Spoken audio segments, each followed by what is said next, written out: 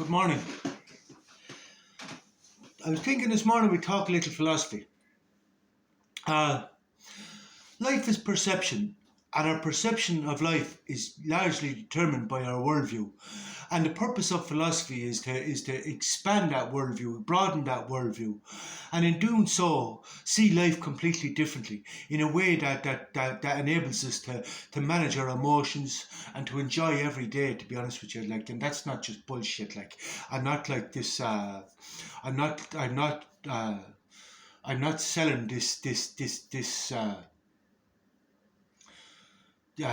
Basically, I'm not selling this tranquil mind bullshit that people try to sell because you know what I mean. Basically, on top of that, I'm losing time.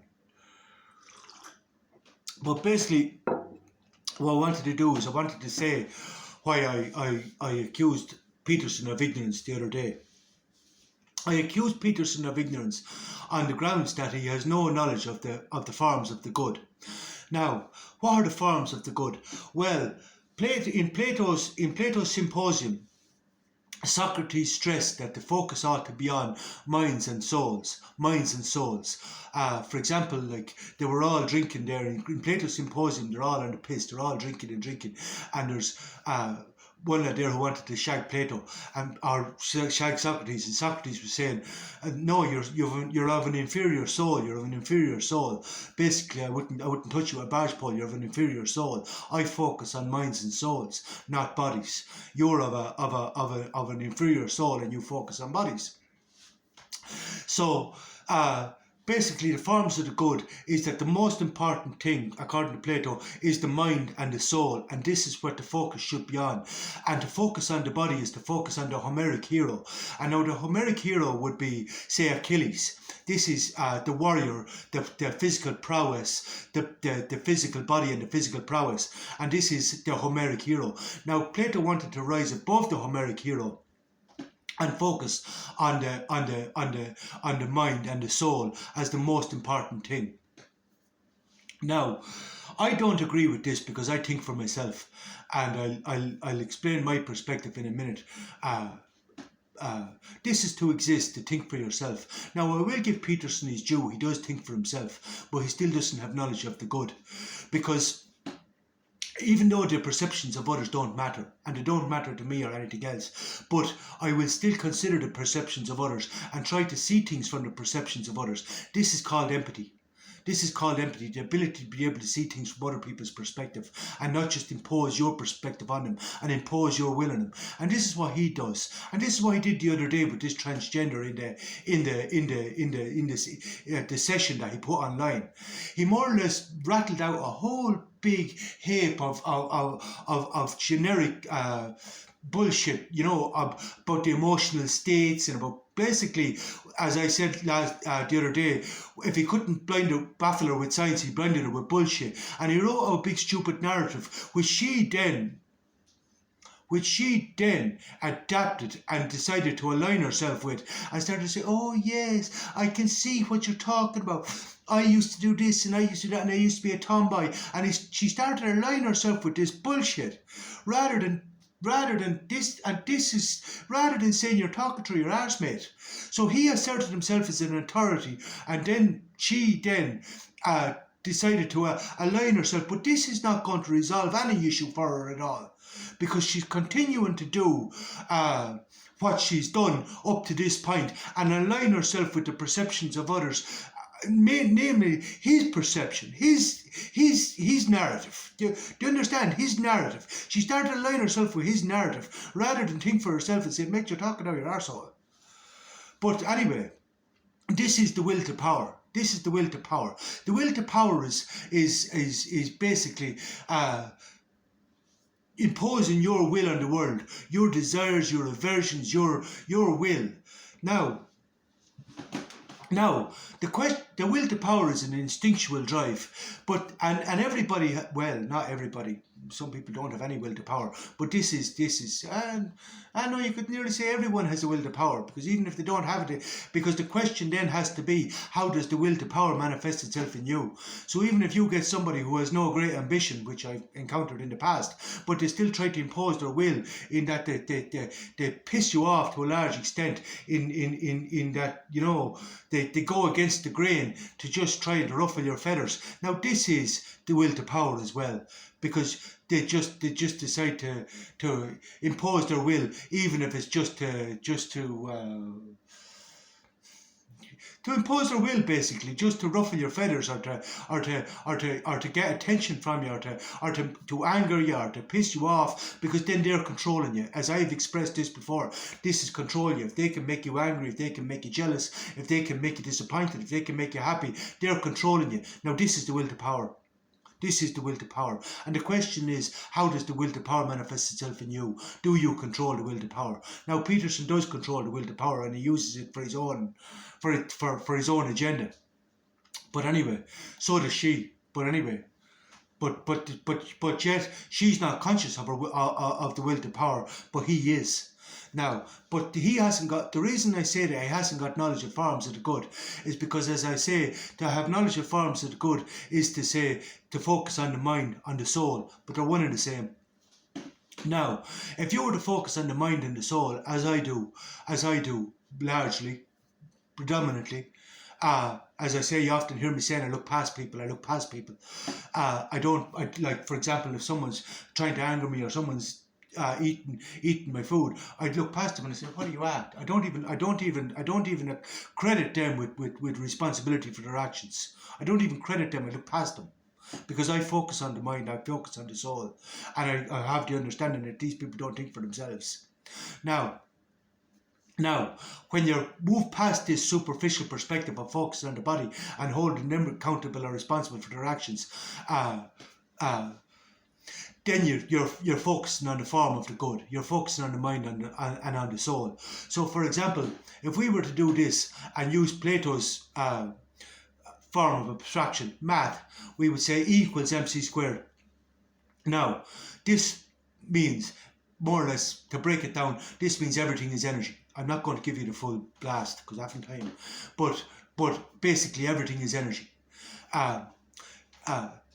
We can talk about the speed, light and everything, but everything is energy. So if we say everything is energy, the question then, when you meet a transgender and they want to be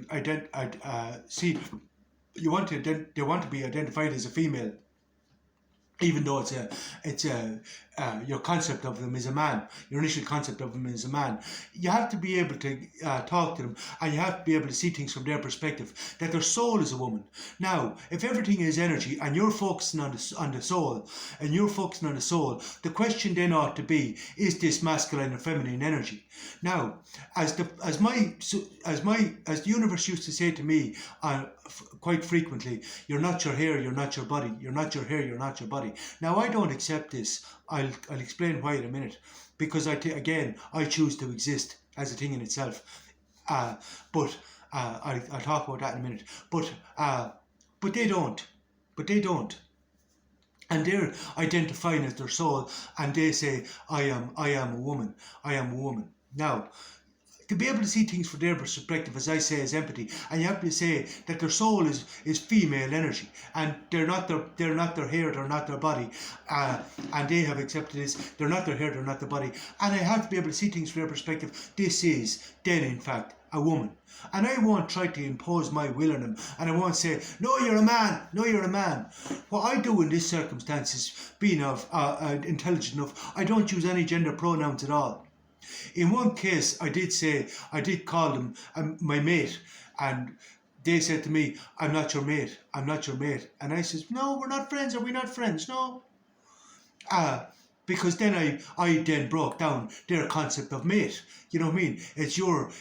You're trying to impose your will on me, and you want me to accept that you are a woman, but yet you're implying your concept of mate is you're putting a gender on mate. Do you understand what I'm saying?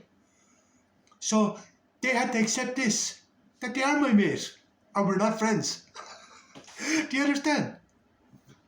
So I put it back to them, if you know what I'm saying. But this then is the dialectic. This then is the dialectic where we have reason, where we use reason, and I explain to them that what you're trying to do is what's causing a lot of your anger and frustration and everything else is that you're not adapting the perspective, that the opinions of others, the perspective of others don't matter. You can be whatever you want, and their opinion does not matter. Like, for example, when it comes to me, the opinions of others, the perspectives of others, when they want to judge my nature, when they want to judge my sanity, when they want to judge any aspect of my nature, my sexuality, my gender, anything else, I don't give two fucks. I don't give two fucks for their perceptions because I'm comfortable in my skin. I know what I am. I know who I am. I know myself. I know myself. And basically then, their concept of me, I couldn't give two fucks for that. I really couldn't. I'll be myself. And they can judge me whatever way they fucking well want. Now, if the transgender was to adapt this perspective, this would alleviate an awful lot of their misery and suffering. Because what's causing an awful lot of their misery and suffering is trying to impose their will on the world and trying to bend the will to their will, and for everybody to see the world as they see it. I am a woman, I am a man, even though it conflicts with their universally agreed concept. Even though it's in conflict with their universally agreed concept. Do you understand what I'm saying? It's a mind fuck for them. Because you're now trying to tell them, even though they don't, you have to appreciate that they don't have knowledge of forms of the good. They're basically ignorant, but you're not accepting that they're ignorant. But you're not trying to educate them. You're trying to force and coerce them to seeing things the way you see them. And this is going to cause an awful lot of frustration and misery. And you might be successful in doing this, but you're not using reason. You're using force and coercion and laws and rules to get them to adapt your perspective and use your gender pronouns. But you're not educating them in the forms of the good. You're just imposing your will on them using force and coercion. And that includes using laws. And a better way to do this would be educate them in forms of the good.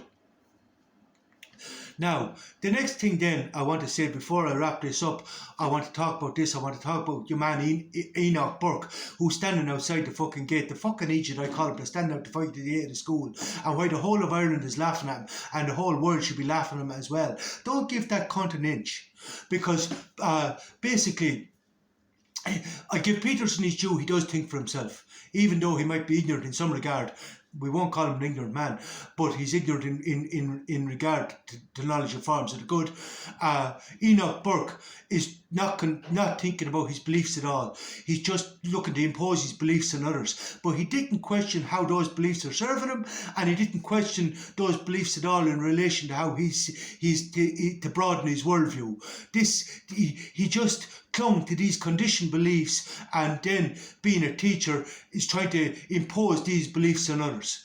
But he didn't think about the consequences of his actions, and I give Peterson his due. Peterson's clinical license is in question, and all sorts of other consequences as a result of him thinking for himself and holding his line. But the difference is Peterson did think for himself, and he seems perfectly willing to accept the consequences of his actions and accept them with equanimity, or even focus on what is within his control, but use a dialectic to even counter them. But this fucking idiot is not. He seems to have trouble accepting the consequences of his actions, and of clinging to these beliefs, having not questioned them himself, or questioned the consequences, or questioned how to serve him. No, he just wants to stay turning up at the door like a fucking idiot, and meanwhile we'll all laugh at him, and we'll be perfectly right in doing so. Yeah, right, that's enough for this morning. Good morning.